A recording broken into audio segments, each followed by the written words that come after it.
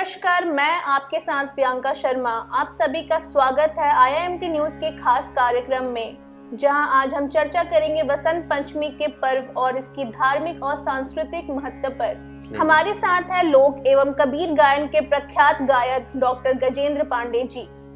Doctor Gajendra Pandey ji, आपका स्वागत है। बहुत बहुत धन्यवाद। डॉक्टर पांडे जी, जैसे कि आज बसंत पंचमी है, हम आपसे जानना चाहेंगे इस पर्व की धार्मिक और सांस्कृतिक मान्यताओं के बारे में। बिल्कुल। बसंत पंचमी का पर्व जो है वो माघ महीने के शुक्ल पक्ष की पंचमी तिथि को मनाया जाता है। यह दिन देवी सरस्वती की पूजा का विशेष दिन होता है। इसके बारे में एक कहानी, पौराणिक कहानी हमारे सामने है, कथा हमारे सामने है कि जब ब्रह्मा ने इस सृष्टि का सृजन किया और मनुष्य बनाए, ग्रह बनाए, नक्षत्र बनाए, तारे बनाए, तो उस दौरान सब कुछ निरस्ता से भरा हुआ था। समझ में नहीं आ रहा था कि कुछ बना तो है, पर इसका कोई प्रारूप, कोई प्रयोग, कोई उसमें कोई लयता नहीं थी, कोई क्षमता नहीं थी, कोई उसमें बोधगम्यता नहीं थी, सब रसविहीन था, नीरस था। तो इससे परेशान हुए ब्रह्मा।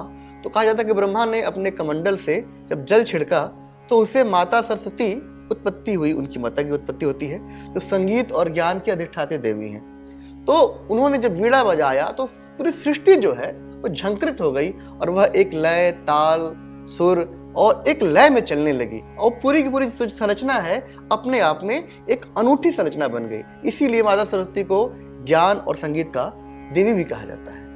बहुत ही सुंदर व्याख्या। क्या इस शुभ अवसर पर आप हमारे दर्शकों को कोई पारंपरिक लोकगीत या संगीत सुनाएंगे? जी जरूर। इस अवसर पे चूंकि ये सरस्वती पूजा के नाम से जाना जाता है, तो माता सरस्वती की आराधना करते हुए एक गीत मैं आपको जरूर सुनाना चाहूंगा।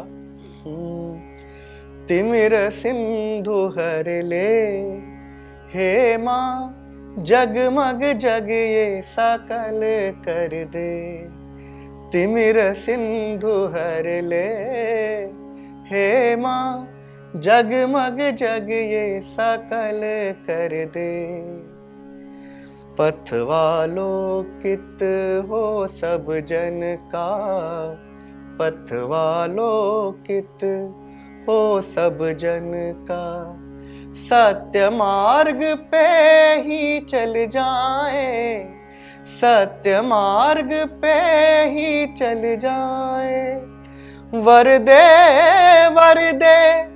हे माँ शारदे, वर दे हे माँ शारदे। विद्या बुद्धि का हो समागम, सबका ही सरल कर दे। हे माँ जगमग जग ये सकल कर दे।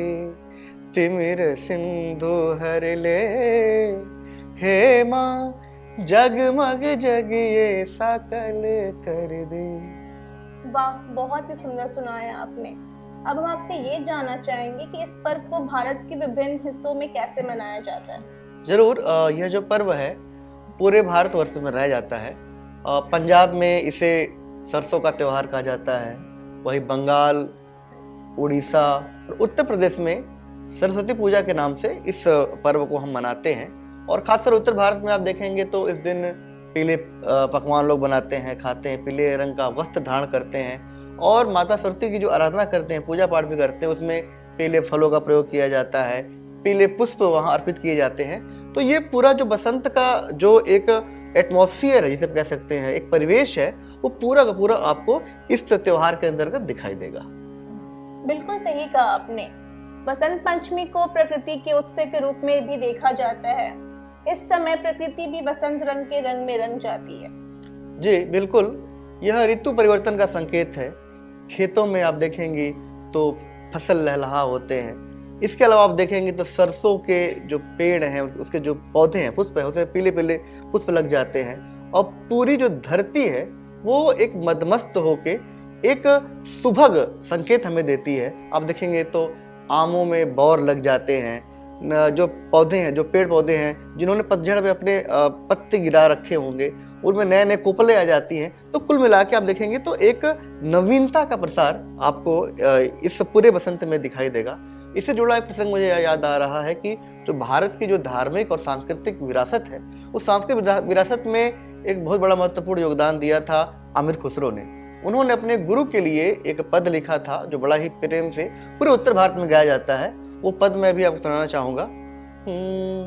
सकल बन फूल रही सरसों, सकल बन फूल रही सरसों, सकल बन फूल रही सरसों, अम्बवा फूटे टेसु फूले, अम्बवा फूटे टेसु फूले, गोरी करत सिंगार मलनिया, गढ़वाले आई कर सो, सकल बन फूल रही सरसों, सकल बन फूल रही सरसों, सकल बन फूल रही सरसों। धन्यवाद पांडे जी, आपने सच में बहुत सुंदर तरीके से बसंत पंचमी के महत्व को बताया है और अपनी सुरीली आवाज से इस कार्यक्रम को और भी खास बना दिया है। अब इस कार्यक्रम को समापन करते करते मैं आपसे अनुरोध करूंगी कि आप हमारे दर्शकों के लिए कुछ गुनगुनाएं। जी बहुत बहुत धन्यवाद। मैं अपने इस गीत के साथ आप सभी को बसंत पंचमी की शुभकामनाएं देता हूं। यह गीत केदारनाथ अग्रवाल ने लिखी है।